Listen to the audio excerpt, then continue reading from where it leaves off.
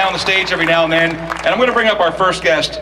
Dr. Earl Johnson actually joined me on the show when he kicked off a great project, but I will tell you, he came from Kansas City, got here as quick as he could, a graduate of the University of Houston. Any Cougs? Woo! Any Aggies? Any Horns? Sorry, Cougs. But interesting thing, he joined me on the Sam Malone Show to announce in November of 2010 that he founded a Tea Party group called the Crispus Attucks Tea Party. Now, geographically, where is it located? It is located in the 3rd Ward in the heart of the 18th Congressional District. That's a district that is owned by Congressman Sheila Jackson Lee. Oh! So Dr. Johnson put a Tea Party right smack in the middle of Shirley Jackson Lee's district. Ladies and gentlemen, Dr. Earl Johnson. Come on, standing O, standing O.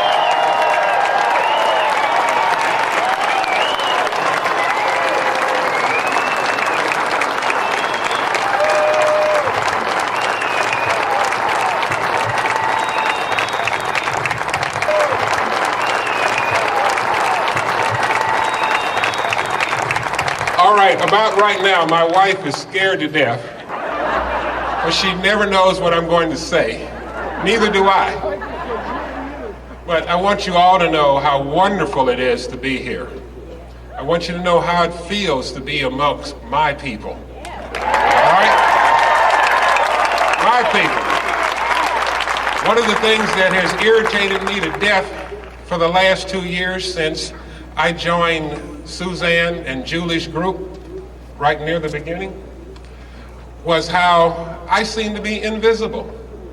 It was a phenomenon that I'm working to overcome that. So before we get going, I want you to stop right now where you are. I want you to realize that your eyes are actually deceiving you. I don't exist. I'm not here. Alan, where's Alan? Alan is not here either. Alan's a Hispanic guy. We're not supposed to be here. The media never sees us. One of the biggest problems we have in this country is the media. Except for a few glowing examples, like the gentleman who just left here, like Glenn Beck, like Rush, like Mark Levin. Except for a few glowing examples, the media has ensconced itself as the fourth branch of government. Because we allow it. Us conservatives have got to get up off our butts and do more to control our own message.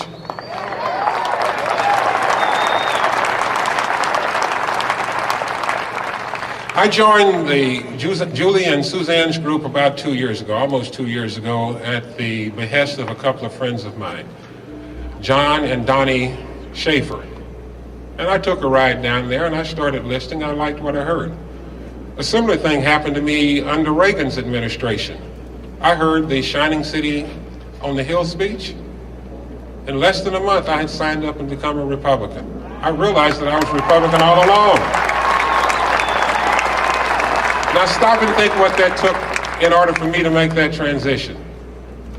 And Anita Moncrief, who's my partner in crime, is going to be up here in a little while. She's going to talk about her awakening, her transition. What it took was communications. What it took was a message. What it took was a clear, decisive message. So if I can implore any of you to do anything as we move forward and prepare for 2012, is to think about our message and how we're getting it out or not getting it out. Okay. I'm trying to follow my notes. This is very difficult for me. How could anyone overlook someone as big as I am? I had written here my weight. My wife says, don't tell anybody how heavy you are or how old you are. Anyway, what would happen to me over and over, and I want to relate this so you understand what goes on. I've been at many rallies. I've spoken several times, been at many luncheons, and there would be media people there. And they'd be interviewing other Tea Party people and other politicians and whatever, and I'd say, well, my name is Dr. Earl Johnson. I started a Tea Party, and I'm available if you'd like to interview me. Oh, yeah, just a minute. We'll get back with you in just a few seconds. You know what I would see them again? They would be packed up and headed out of the parking lot. The story was written before they left the studio, guys. Now, we are all people that read. Most of you read, I know you do, or else you wouldn't be here. There are large numbers of people in America who do not read as voraciously as we do. These people live in areas that are where the communications is so tightly controlled, it's unbelievable. And I know many of you are sitting there saying, in 2011, how can information be controlled? Well, if you live in Congressional District 18, if you live in Sugar Hill, if you live in Kashmir Gardens, you're only looking at CNN. You've only got 2 or 3 newspapers, which are not the classical newspapers, from which you get your media, your news. The local politicians and the local ministers control the message, guys.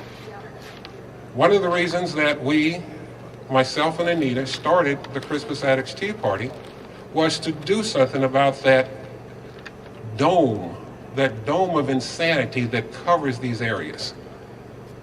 The other thing that I would implore you guys to do, and some of you have done this, in the next election cycle, I want you to come with me and people like, where's my walking buddy, Ginger, and go to these areas. What you will find out is that there are a lot of people that will welcome you. Over and over and over, Ginger and I have been told, where the hell have you conservatives been? You never come into this area. We have seeded 20+% of the American population to the other side, guys.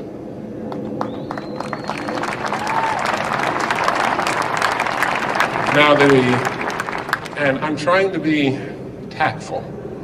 The person in the White House is lining up large sums of money, and he's coming after your head and anything else you possess that you may consider valuable.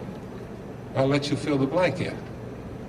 If we don't step up, they're going to run over us again.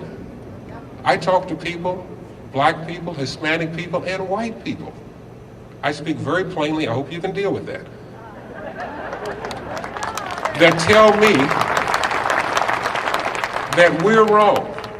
That tell me that they've got a right to sit at home and tell their kids to get on welfare because they can't make enough money at McDonald's because all of a certain group has all the jobs at McDonald's. So they back off and get on welfare. They're looking at every one of you with a target on your back. Another thing I would ask you to do is to stop walking past insults. When somebody calls you a racist, you white guys have got to stand up and call them a racist right back.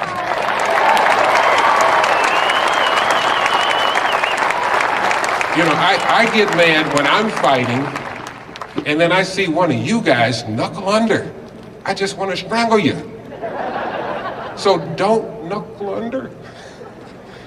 That was not in the script, by the way. Okay. I'm going to ask you some questions. And I want you to respond to this. We need energy.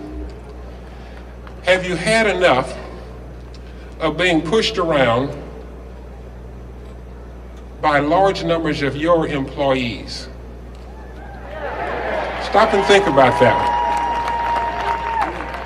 Have you had enough of being told, and this is a deep one, have you had enough of being told that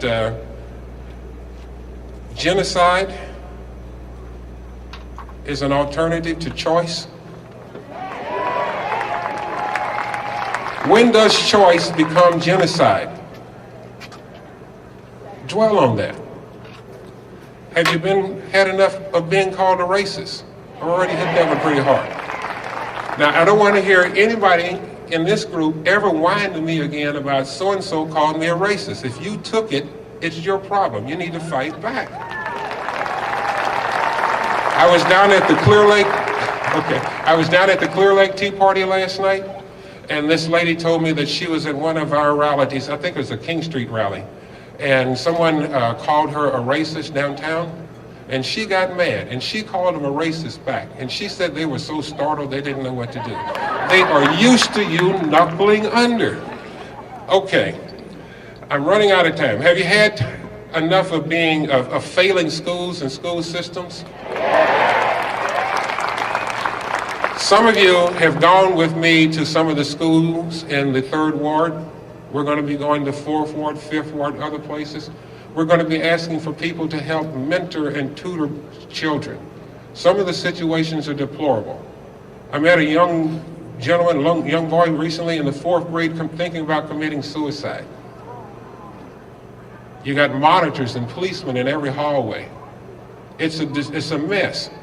Now, what are those kids going to be like in 5 years? They're going to break into your cars and maybe shooting you or one of your loved ones. The place to stop it is get involved with these things that are down there. So I'm going to leave you. If I've irritated you, tough. So I want you to stand up, and I want you to quit knuckling under.